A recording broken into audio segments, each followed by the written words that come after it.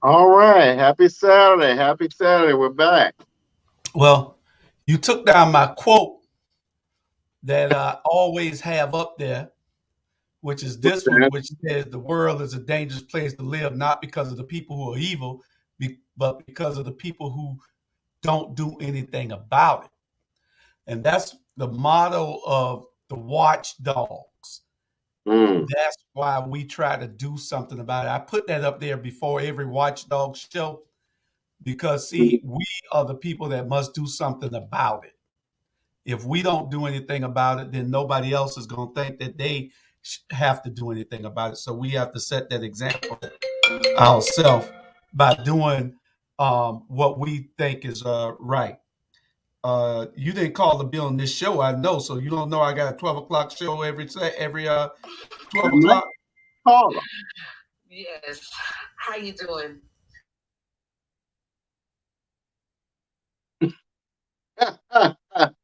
That might be the first caller. So, hey, it could be the person we're talking about today or the person that has prompted our topic today. And for those of you who have been in a bunker or lost in the world somewhere, you all recently saw this week where I call her an advocate and an activist for the people for voting rights, but Stacey Abrams, Stacey Abrams, former gubernatorial candidate, has decided to jump back into the race against Brian Kemp. And so we all know was cheated last time, because Brian was the referee, the candidate, and the judge, and was able to manipulate things in a way that helped him out. And so Stacey was disenfranchised, but she's back after doing so many years of Civil Rights Act, Voting Rights Acts, and creating Fair Fight. Let me tell you, Julius, I am thankful for Fair Fight. Fair Fight endorsed myself a year ago. And so I just, what are your thoughts? I mean, Stacey's back in it. Well, my thing is this. Um,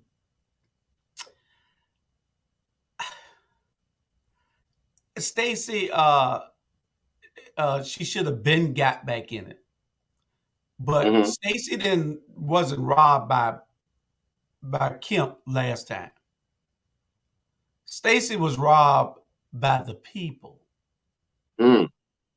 because if enough people had went to vote, then we wouldn't have had to worry about whether Kemp is the governor right now. Mm. If enough people went to vote. And that was the problem. Enough people didn't go vote. And so it wasn't Brian Kemp's fault. It was our fault by not pushing hard enough. We all did what we could. Uh, people have to understand how it works these days. It isn't the old way where you go pay the pastors these days like they used to in the old days. They used to go give the pastor a bucket of money. Now you have to get out and get the people who are connected in the communities because believe me, the pastors aren't connected in the community like they used to be back in the day. They don't give a damn about the community.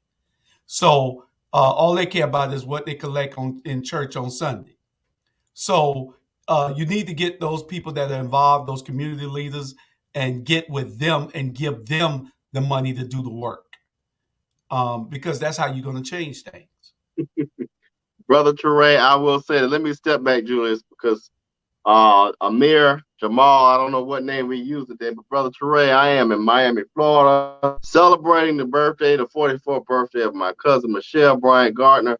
And yes, it is December 4th. So Jay Jones, I'm a little pissed off at Jay Jones for not acknowledging Founders Day and Father's Day for the Omegas, really. Uh, but it is December 4th, as Jamal Trey saying we have a Founders Day luncheon. And so we wanted to acknowledge Happy Founders Day to the brothers of Alpha Alpha. But Teray, I don't know why you're not. We're talking about some more, very serious issues here. We need you on here, Teray, to talk about Stacey Abrams. But you're right, Julius. I think you're right. It is always interesting that people want to um, as I started to talk about, kind of look at the Brian Kemp factor. But you're right. If we don't get out there in the numbers and vote, I think I've heard it before. We've got the numbers to beat a lot of these Republicans, specifically here in the Congressional District 1. We just don't get out to vote. I don't understand what that's about. Well, it's something that we have to do, and we have to do it in large numbers. And this is what it is. It's about registration, education, participation. And Mm-hmm. if we don't do the registration part, they can't vote unless you're registered. Then we have to educate them on who is a greater benefit to them. Yeah. Who is going to do something for them and who's going to do something against them. People have to know that, because a lot of times people vote for people who are a detriment to them. You don't vote Mm-hmm. for somebody that's a detriment to you. That's like feeding yourself poison. A Yeah. slow death, which we do anyway by eating all this damn fast foods. But anyway, and then it's about participation. You got to get people to understand that your vote counts. I've heard several people tell me, well, my vote didn't count. It ain't going to count anyway. So I don't go vote. Really? Really? You don't go vote because you don't think your vote count. All your votes count. It's going to become a day where it's going to be a 5-10 vote margin. So everybody have to vote. Once you register, you get educated, you have to participate. So you have to vote. That's right. And Teray put this comment here. Go ahead and send Teray the link, because I want, Teray, as a good place, good point here. Clear view. I want folks, you talked about a minute ago, Julius, about education and participation. A lot of times we complain and we get things like Yammer and the misrepresentation there. But folks need to understand it goes back to the education part. When you fail to vote, it's an old saying was just said, whether if you don't advocate, you're basically agreeing with the opposition. So when you don't vote, you're giving a free pass to people to make decisions that impact all of us, right? So we got the clear view. We go to things like Yamacroft. We have a council person representation solidly on things that are detrimental to allow folks like Brian Kemp to win. You're signing off on policies and you're agreeing to policies that are detrimental to our people. So you got to get out here to vote. And how do you get back to vote? So let's go back one further, registration. We need every organization, civic organization, grocery store, whatever, to register people. Then we got to educate people. I've been an advocate of this for a while. As a matter of fact, in District 5 for the Chatham County Party, we have Soku, who's working on a piece around how do we educate voters in the 5th District, right? And so we educate people on why it's important to vote and what they're voting on. And then the participation part.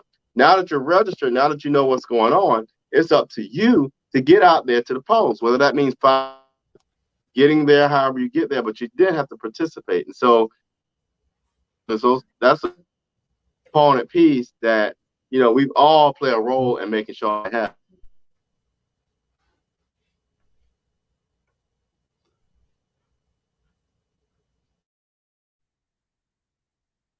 And to go back to that Clearview comment, it's like this. So, for example, I want to use Medicaid, for example, Medicare and all the healthcare pieces.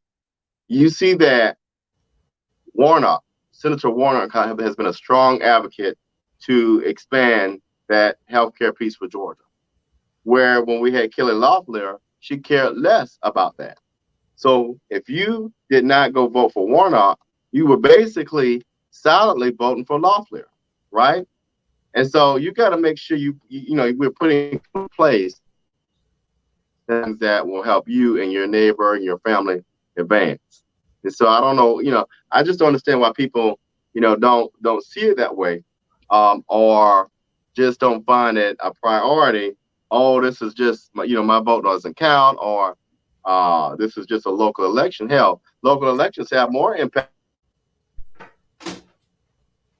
Well, and that's true, because it works from the bottom up when it comes to electing people. It works from the bottom up, because one thing that I always tell people: if you think that your vote don't count, if you think that the elected officials are overlooking you, it's for one reason.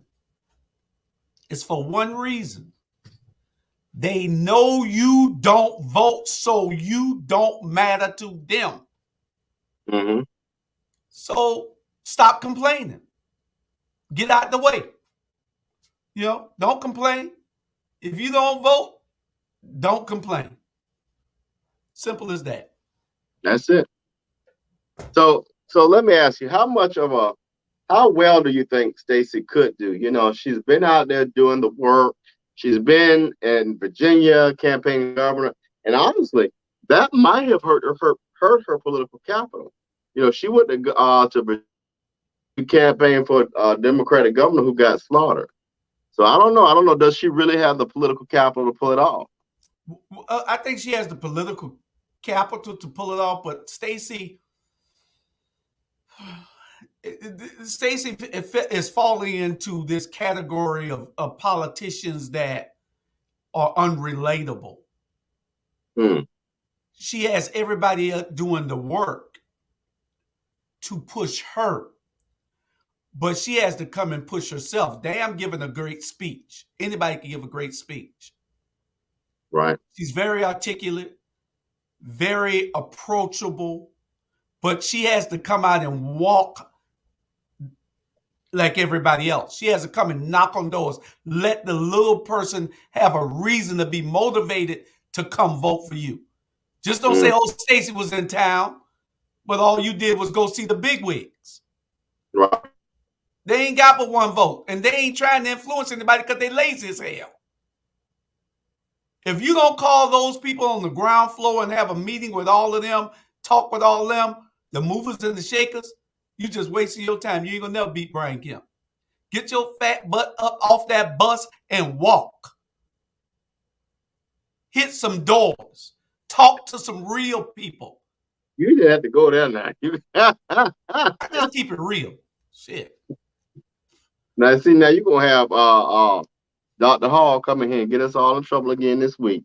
I know she's gonna say something in a minute anyway. She watching it. She on the way to a funeral. No, you're gonna have our funeral right here talking like that. Like that.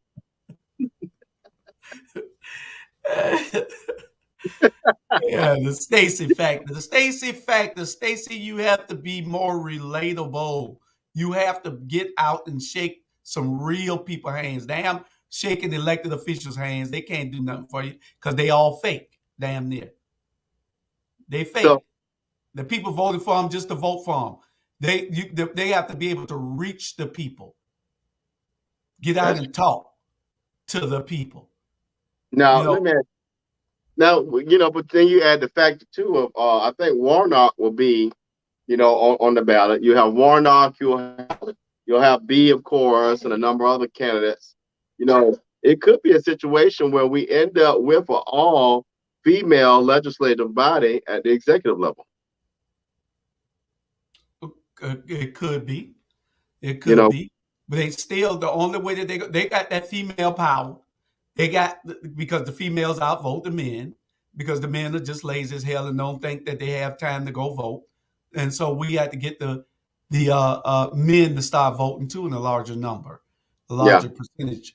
But you got to get those people who can relate to the people. Now, one thing I will take and say, and people will probably think I'm crazy, but you got people who do get out into the neighborhood, who are elected officials, who do it real well.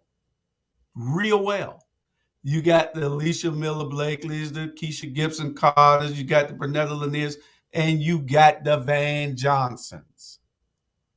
Van is every damn where. So you got to have politicians like that do go out. One thing I can say about Van, he go everywhere. He knows how to politic and get people behind him, even though he gonna leave them behind him. Mm. He ain't trying to pull them up on the side of him or in front of him. He gonna leave them behind him. But he does know how to politic. You got to get people that are relatable to the people who can persuade some people, influence them to vote for you. And that's the way you win elections. You got to have a person that's relatable. You got to knock on those doors yourself. You got to go into those neighborhoods yourself. And if you go into those neighborhoods and do the work, then people will say, "Damn, Stacey was down here in Yamacraw. Oh man, she was down here." They love that. Stop going to the big functions and talk to the little people. The little people are who is what matters. You know what? Those are lasting moments forever. Obama got out and knocked on doors. Obama got out and walked and talked to people. That's how you change people's minds. That's how you motivate people. And until you do that, you ain't gonna be that type of candidate that can change the world. But anyway.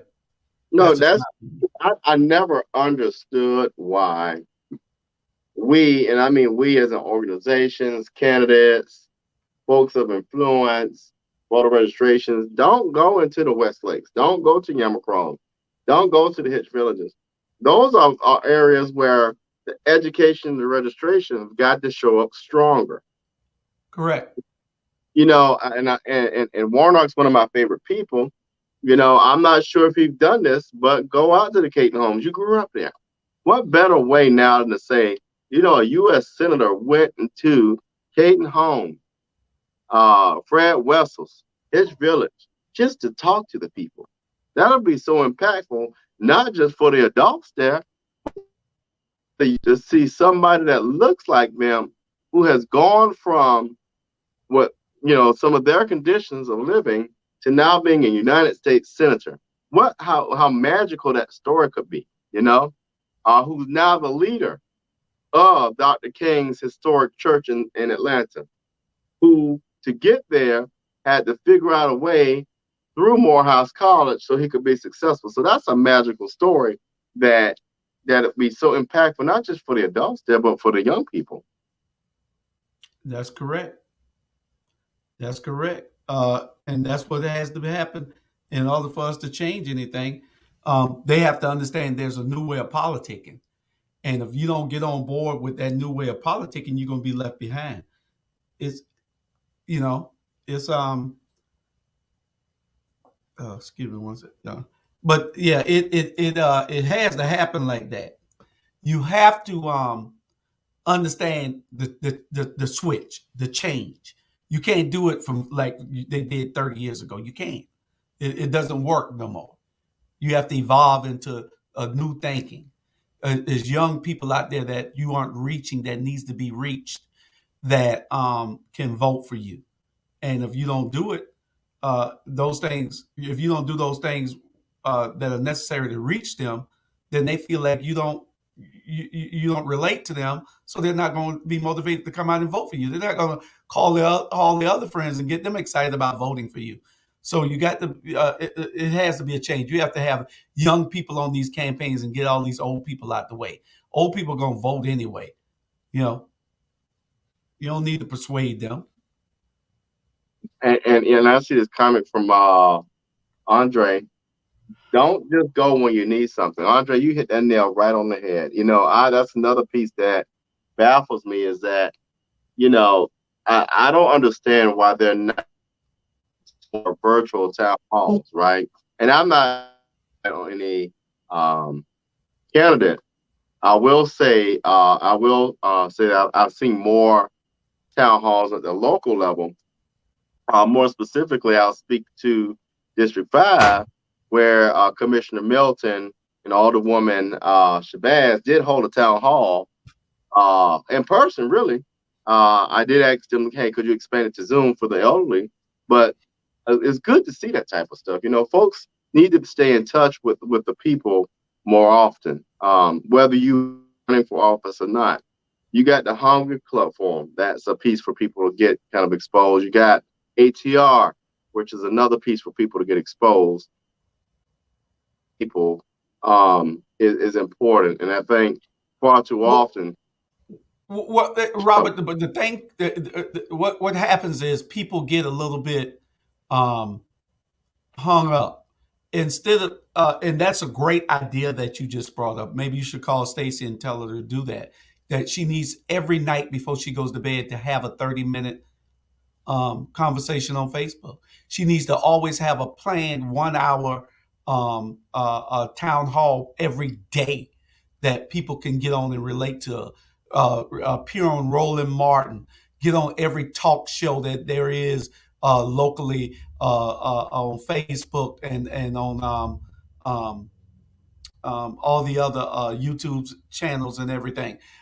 She needs to do that. But then when you have other people who know that we reach 38,000 people, 38,550 people a month on this platform. That's what we do. It was 29,000. No, it's 33,550. We went up 4,000 people. Um, so we're putting out, without a whole lot of help. It's almost like me. I'm a one-man show, and I'm serious. I'm doing everything here until my help returns.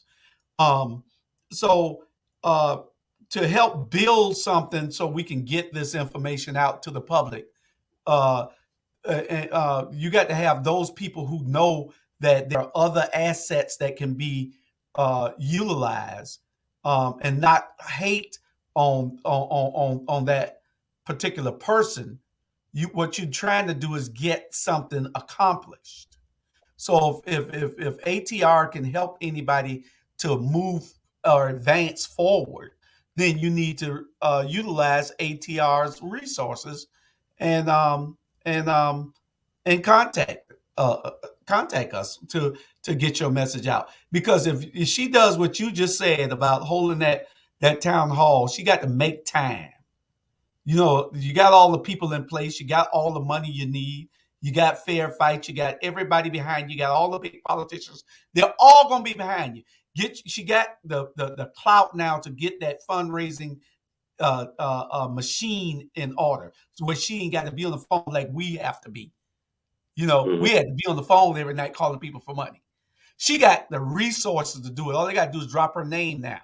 So she has more time to relate to the people. But she has to be coached right to do that, because she don't know every damn thing, and then she an old politician anyway. She young, but I'm saying she still got old school methods. Right. So she has to be able to utilize everybody. Everybody. I like that idea though. She needs to do that every day, or at least she can have a Sunday night conversation. That way you get the church people too. And you want everybody to share throughout Georgia. Call all your friends throughout Georgia. She need me running a damn campaign is what she need, me and you. Anyway. Yeah, I'm already tired of stuff, but let me tell you this here. We're talking about down ballot. If the Democratic Party, and I always complain about this, if the Democratic Party of Georgia did this right, it could be a down ballot mechanism where not only do you have one person talking, you got multiple people talking in different areas and telling people to vote down ballot, even at the primary level. But I don't know. What are your thoughts about that? But don't lean that way. Well, one thing that you're going to notice, Robert, you're going to notice this here, and I've only seen one race so far where the Republicans have more than one person in it. One. Mm-hmm. And that's the one against Warnock, because they trying to pick and choose who they're all jumping in, thinking that they can beat Warnock. But in all the other races, if you notice, there's only going to be one person running against the Democrats. The Democrats are going to bloody each other up until you ain't no more good. But I mean, everybody get in. If you think that you have something to offer and you want to serve, then get in. Don't let nobody stop you. Get in. But don't just jump up talking about you want to get in when you haven't done no work. It doesn't work that way. You just can't go to Burger King and order a Whopper and don't pay for Well, you can. it. You can order it, but they're not going to give it to you.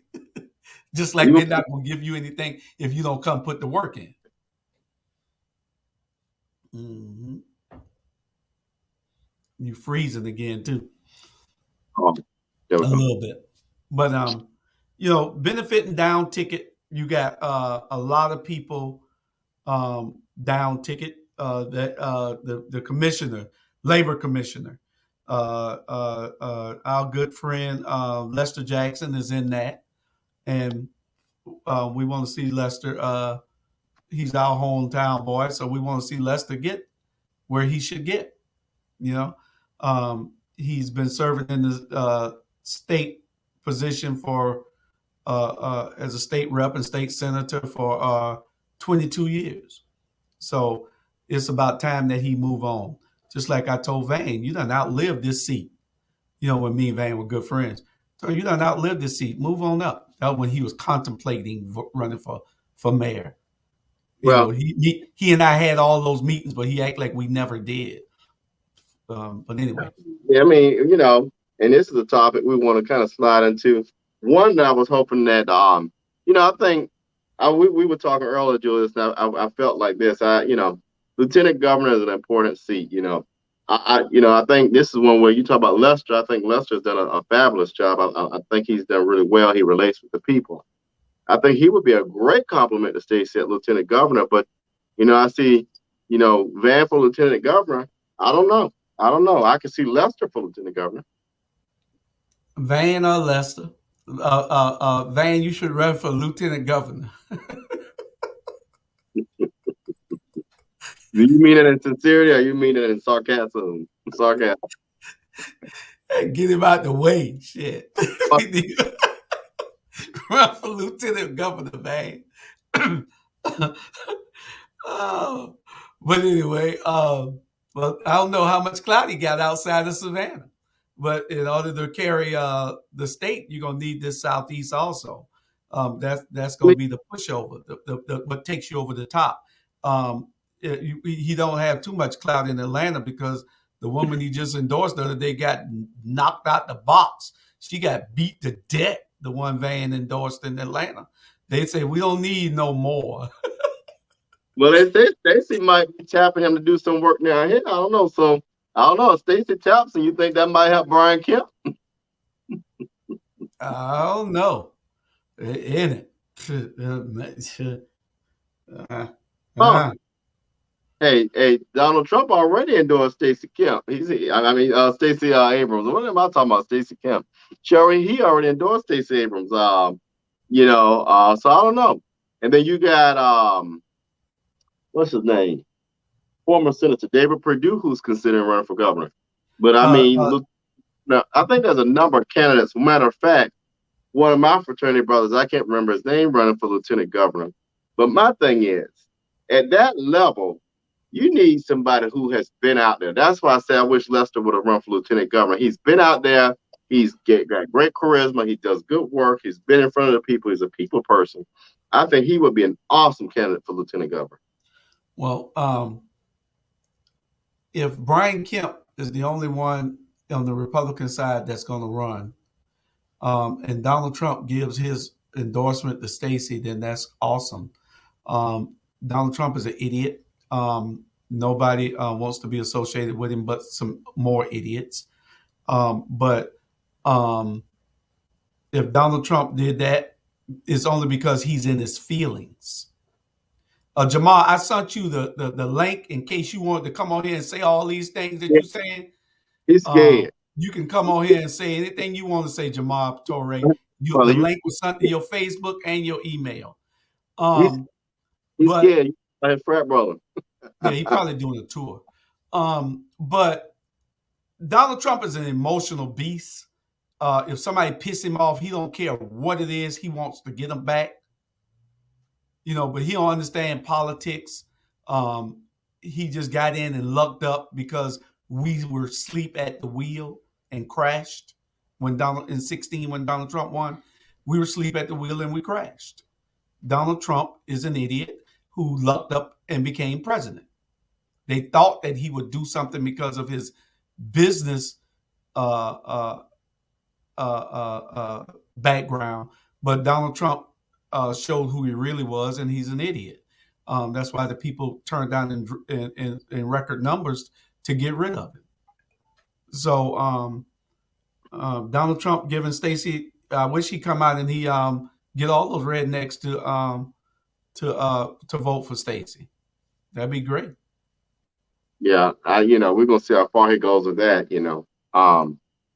But before I bring up this next comment from Better Savannah, it's interesting that I want to step back to this endorsement that our mayor made for Felicia Moore and how, I think, and I'm not saying that made or break Felicia Moore, but it was interesting to me that, when you start talking about how you campaign and all that, how she came out against, allegedly, she came out against the strip clubs, and people, hate it or not, I don't care whether you like it or not, but the reality is sex work is a profession.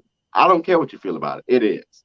And so when you talk about shutting down strip clubs and all that, you are impacting worker professionals who now would then be out of work. I don't know why she thought that was smart. Well, somebody said that she didn't do that was a rumor, but and we just took it and had fun with it. But you cannot shut down the strip clubs. No. The best chicken wings in town are in the strip clubs. So you can't shut the strip clubs down, sister. You're employing a whole lot of women. You're employing the money is being spent. A lot of liquor, alcohol is being revenue is being generated for the state. Oh Jesus! It's a lot. It's the restaurant business, chicken wing business go out of business. It's a lot of factors that you have to consider when you talking about you want to shut something down that's real popular. Atlanta has the most famous strip clubs in the country. They travel all over the world to come to Atlanta strip clubs. So why would you talk about closing something down where everybody come to? You lost right there. They said was that she really didn't say it. They said that she said it in joking to somebody. Somebody took it serious. When you were mayor of that kind of a city. Yeah, but it was some time ago that she had said it to somebody. Yeah. Because they run office in Savannah and saying something against the labor union, you done jacked yourself up. Yeah. And by the way, I was labor unions. I need y'all to know that. They didn't know it last time, even though I told them I come from a family of laborers. So just keep that in your mind, my labor union friends and family. I love y'all. You said you had a question from Savannah? Savannah? I'm up here now is that, we need to tie it to what we're talking about, but they said, when is SCAG going to pay their fair share via a pilot program? I think that's a great idea, honestly. And when you start talking about political stuff, how great would it be for that kind of a pilot program to look at, like the graphics folks and the folks that do graphics and art and things like that, to help out some of these pieces where people need support around getting internships and so forth and so on. Well, SCAD is just stupid though. SCAD has so much to gain if they would really have the public behind them if they did stuff for people, marginalized people, the underserved people, besides giving out a free turkey every now and then or whatever they do. That was so minimal the other day that I saw they were doing. SCAD has too much money to not reinvest in this community. You wouldn't be asking for pilot programs to be instituted against SCAD. And the pilot is, in case people don't know, is pay in lieu of taxes. That's what it stands for. Since they are they're tax exempt from being taxed for the city and the county, then the pilot programs is pay in lieu of taxes. And we're trying to get SCAD to understand that they need to give back. They need to do something. Or our politicians got to have enough backbone to say, okay, there's a moratorium on your tax exemptions. Anything you buy from now on is not tax exempt. It has to be a limit of so much that you can take from the people, because you're really taking tax money away from the people, even though you're putting money back into the community by bringing all your students here, all the buildings, all, the electric company don't give them no damn break. Why are we giving them a break? Mm-hmm. The water don't give them no, sewage don't give them no break. Why are we giving them a break? SCAD needs to pay what they need to pay. The SCAD go to the bank for a loan. The bank ain't giving them a free loan. SCAD need to pay taxes just like every damn body else pay taxes, and it's unfair. They own more property than anybody in this county. They're going now to try to take over Atlanta. They got colleges all over the world, and it started right here in Savannah. Oh yeah, my thing is, and a lot of higher ed institutions get this type of break, which is unfair. I agree, it's totally unfair. What I would like to see SCAD do, and I think we have a leader in politics here in Savannah that loves public-private partnerships, so I've heard, is work with these nonprofits. In particular, I'm working with a client now who has a great idea for a nonprofit to help the homeless. So how great would it be to restore some of these historic homes to then put someone like my client in charge and contributing these homes to this nonprofit, get people off the streets, feed them, rehabilitate them, restore them. This idea of restoration of these individuals.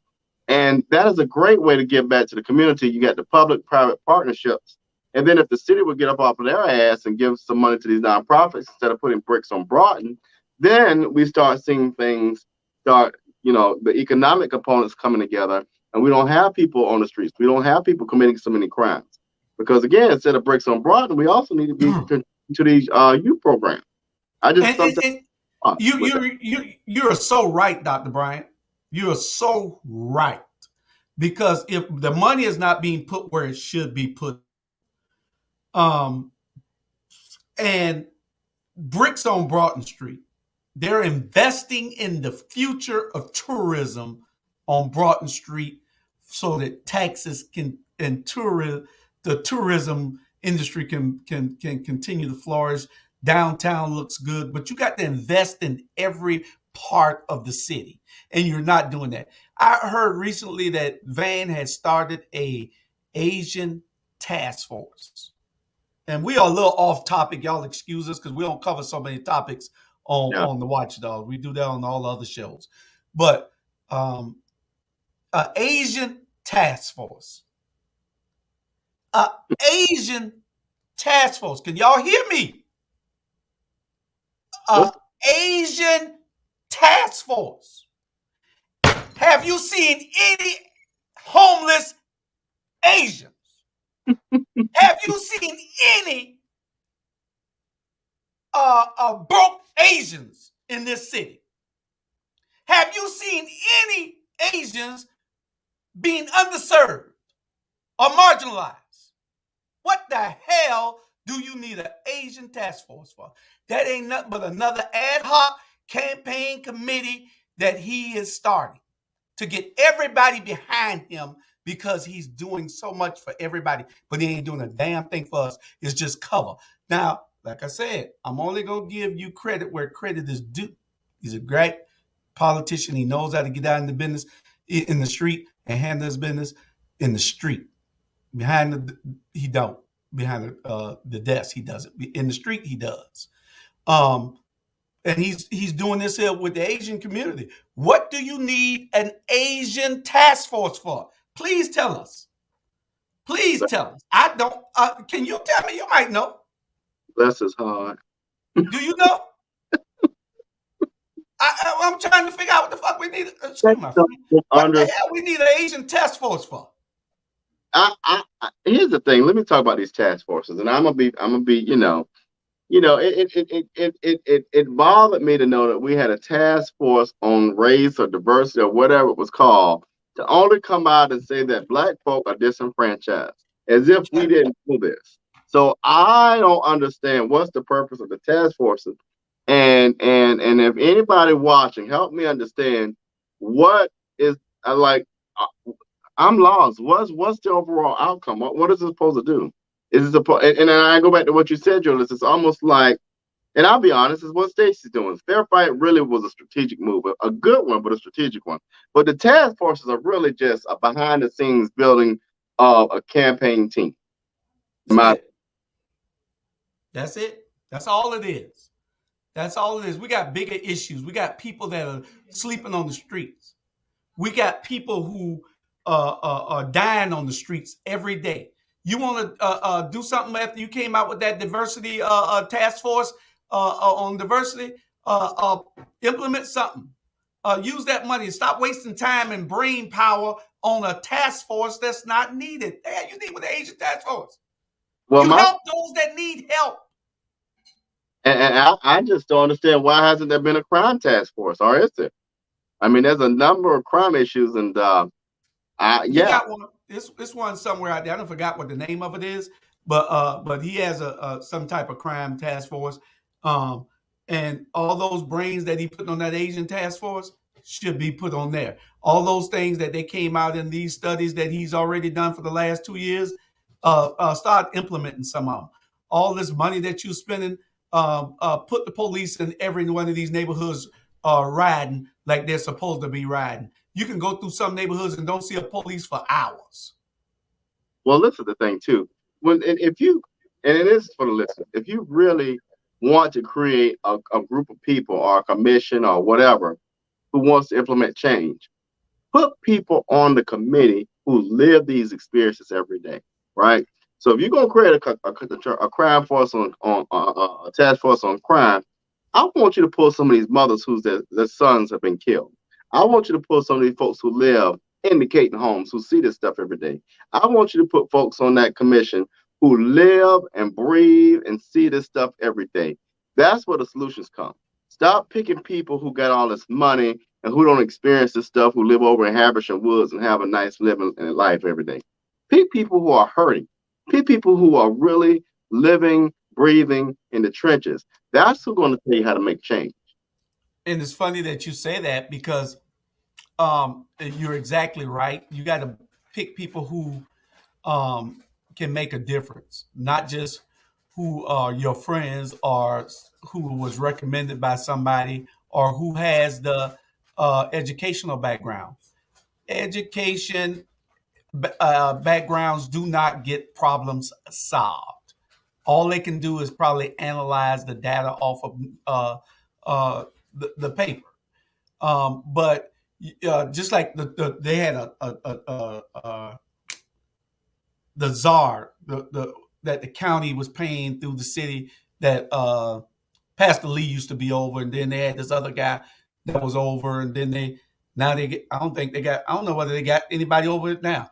But anyway, that person needs to be somebody who can go into the community and talk to people. Right. That person shouldn't be a person. They brought the guy in from Chicago to be it, and he quit and went somewhere else. He was there less than 90 days. The guy out of Chicago. Remember him? They brought this guy in from Chicago.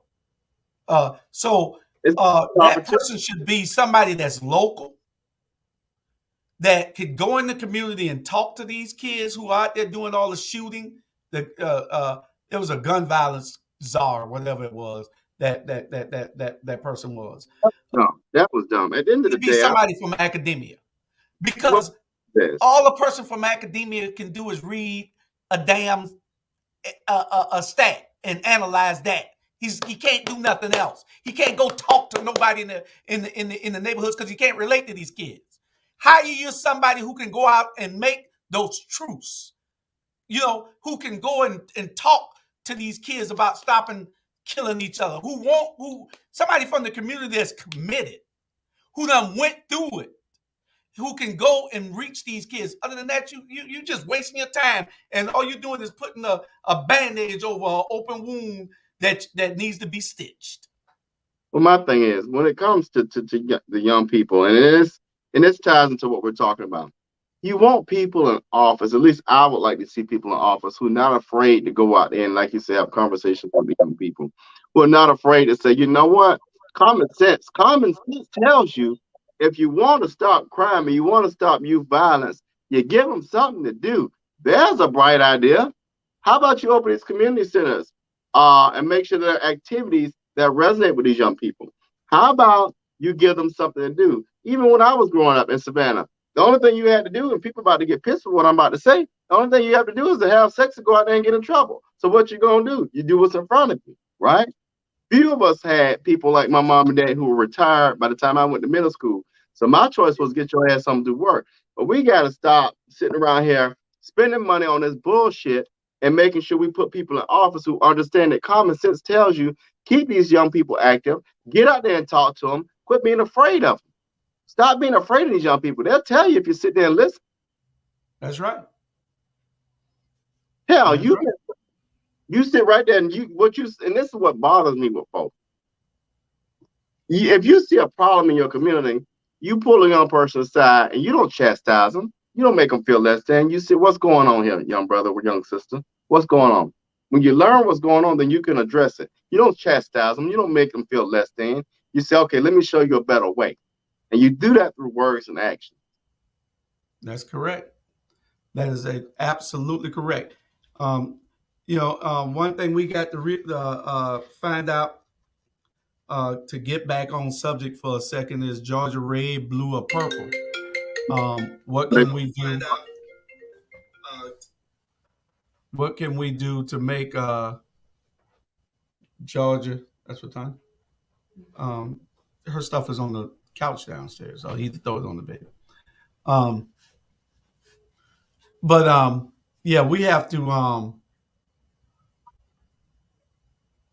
to make sure that is Georgia red, blue, or purple. If we want to turn Georgia blue, really blue, it has to be the same turnout or way better than the turnout was in for Warnock Right. and Ossoff. It has to be way better. I think Georgia is blue. Our problem is, and I think Jay Jones says this enough, is that we got to get people out the vote, motivated and get out the vote. And that just takes really motivating people and letting them understand. It goes back to the education piece, letting them know why it matters to them. And when you realize that all these things are tied to your everyday budget, your everyday living, your everyday ability to pay for gas, your everyday ability just to get good credit, when you understand how that's intricately tied to all of that, that motivates people to get out and vote. Yeah. Well, we're going to be pushing it here on this platform because education, registration, education, and participation is vital to the survival of our people and our communities, no matter who live in them. So we have to get this done.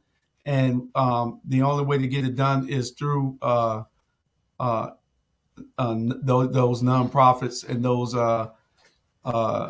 people like Soros and Fair Fight and all those people who can fund these things, who can pay the people to go out and register people, to educate them, and to get them to participate.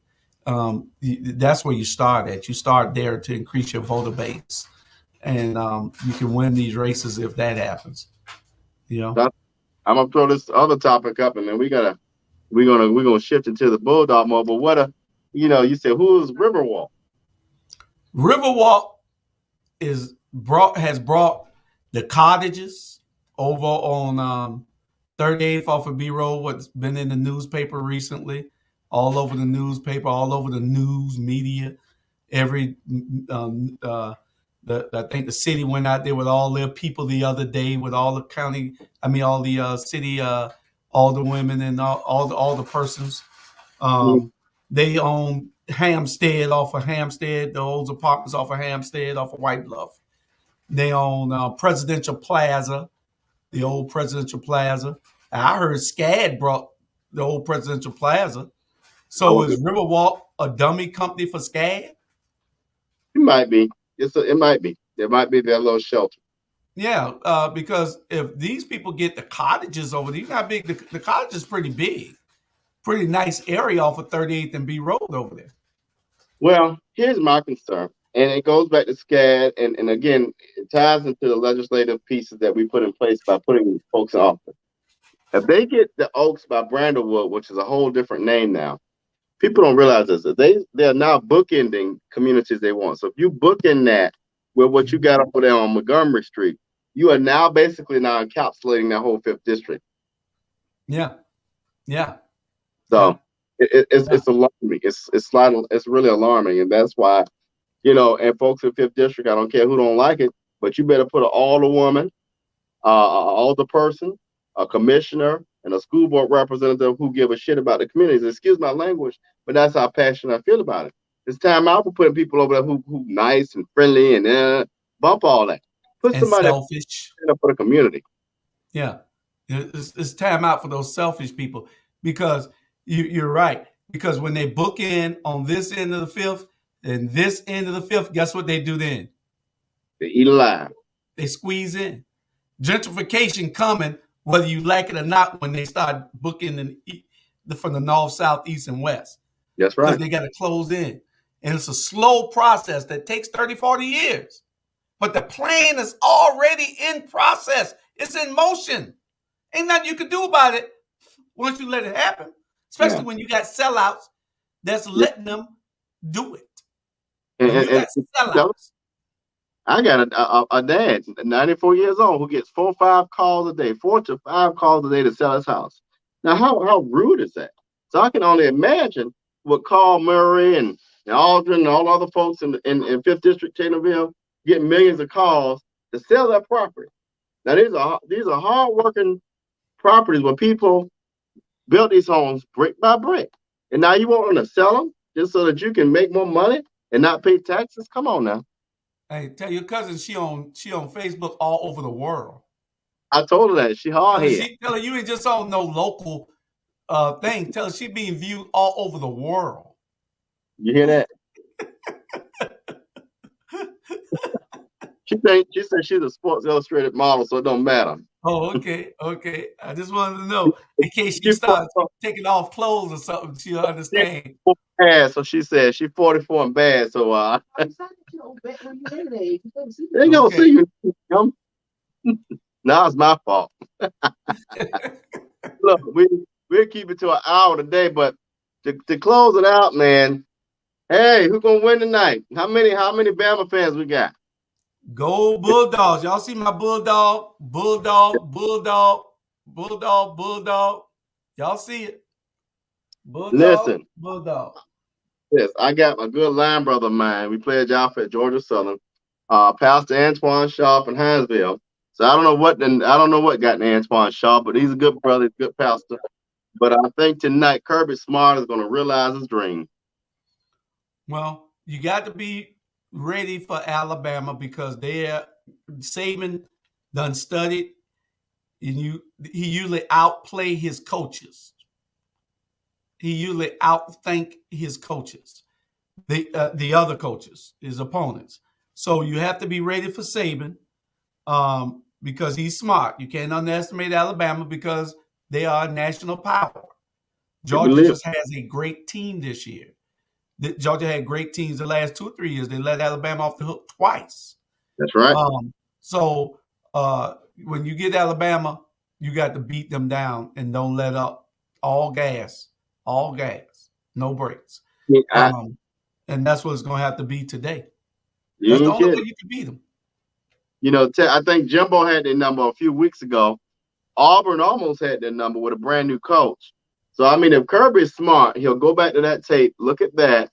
Like you said, though, regardless of what you saw, you better go full throttle for those 4 quarters. If you give them an inch, as Auburn saw it, Auburn gave them an inch, and that joker took 5 miles and went warm loose in the last in overtime.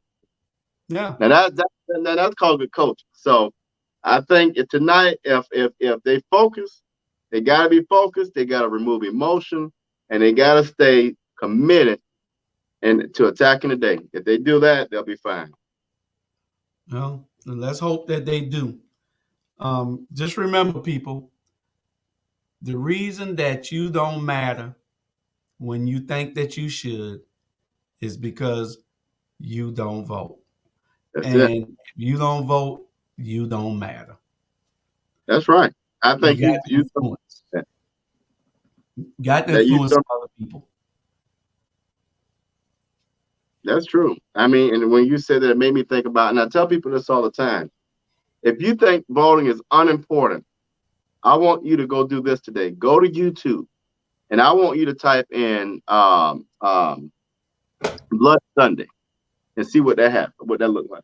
I want you to go listen to John Lewis, who talks about his skull being broken, not bruised, not a knee scrape, his skull being broken. Think about how hard somebody had to hit that man in the head to break his skull just so you could go make a choice on your representation. If that don't motivate you enough, I don't know what will. So think about. Well, we're covering Stacey on Wednesday. We're going to be covering SCAD with the pilot program, and whether we need some representatives with some backbone to make them start paying taxes, whether we have to do whatever has to be done to get this thing done, with them paying some type of taxes in lieu of payments in lieu of taxes. And we're going to be covering the gentrification. All the topics we covered here, we'll cover them. We have a lot of other people with voices giving voice to it on Wednesday and the rest of the week and the rest of the month. But we got some important elections coming up. Stacey's in the race, so y'all get ready and let's see where we go at from there. Hopefully, everybody can get motivated and want to know that we want to get Brian Kemp out. And whether Trump likes Stacey or not, doesn't matter. Let's do what we got to do. That's it. And we're going to be out of here. But before we did, we'd be remiss not to give a shout out to ATR family member Tiffany. Tiffany Taylor, you know, she brought in a newborn last Saturday, I want to say. So we congratulate her on that. On the same token, she also lost her grandmother, who I've known for a while as well. So we they're burying her today. As a matter of fact, the funeral just started. We send Tiffany and her family our prayers and love, and just make sure you stay covered in prayer. Also, our good brother Matthew Southall Brown Jr. He's burying his father, Matthew Southall Brown Sr., and we want to give a shout out to them. And my wife traveling to bury her uncle in Vidalia. So y'all stay prayerful. That's because God is able when the devil is busy. Right. And we're going to go from there. And we'll see y'all on Wednesday for more conversation. But y'all tune in Monday to, I think, our next show Monday. Candidly Keisha, Tuesday with Ferrante, Frazier with Natural as a F, and Wednesday with the Rabble and Tell It Like Run to That with Dr. Jamar Torre. Thursday we got Taking the Journey Together with the Butts, Kelvin and Craig and Sharon. And Friday, you know, we got 4 or 5 shows on Friday. Yeah. And Saturday back here with the Watchdogs. We got 10, 11 shows now. We got 5 or 6 starting. I keep telling y'all they're starting, but I've just been so busy that I can't do it all by myself. I need help. So we're going to get it done, though. All right. All right. Well, I'm about to go with the birthday girl. We're going to eat. Y'all have a great day, and we'll see you next week. And watch the Bulldogs. That's it. All right now.